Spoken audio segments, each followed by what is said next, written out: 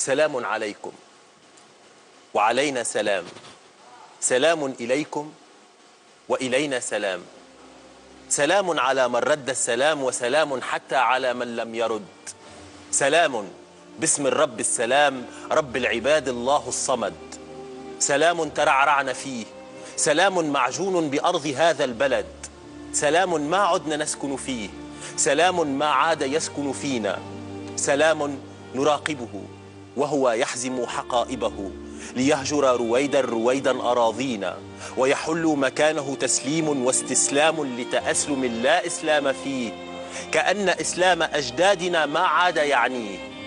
أتدرون لما يهاجر منا السلام؟ أتدرون لما يعم فينا الظلام؟ ببساطة لأننا مجتمع يخاف، نحن مجتمع يخاف الاختلاف. كلماتي لن تعجب بعضكم أو جلكم أو كلكم أعرف، لكني سأقولها لأني رافض أن أكون من الخراف. نحن مجتمع يرفض الاعتراف أنه مجتمع يعيش التخلف، نحن مجتمع يصيح بكل صفاقة ويدعي أنه حامل لفكر مختلف، نحن مجتمع يهوى التعالي من فراغ ويدعي أنه مجتمع مثقف. يا ويل ما هذا القرف، فقبول الاختلاف عندنا ليس إلا غلاف. اختلاف اللون يؤذينا، اختلاف الشكل يؤذينا، اختلاف الفكر يؤذينا، اختلاف الدين يؤذينا، حتى اختلاف الجنس يؤذينا. لذا نحاول اغتيال كل اختلاف فينا، تحولنا لبعضنا سما زعاف. نحن مجتمع أحمق من الحمق، نعم نحن مجتمع أحمق من الحمق.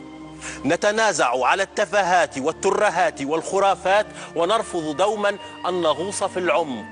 ولا أبرئ أحدا، لا مدنيين ولا ساسة، لا من يستكين لبلادة الصمت ولا من يدعي فينا القداسة، لا من يتبع الغرب كالأعمى ولا من يريد إعادة أمجاد الخلافة والنخاسة وتقطيع الأرجل من خلاف.